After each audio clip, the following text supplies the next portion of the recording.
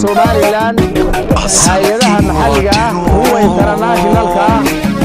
ودي وحي هذا وتو أخيرا انتفاع barakacayaasha ee ku soo barakacay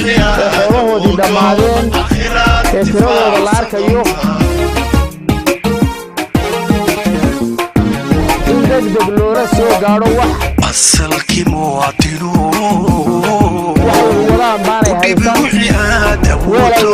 أخيرا انتفاع ستونتا وردي وحي هذا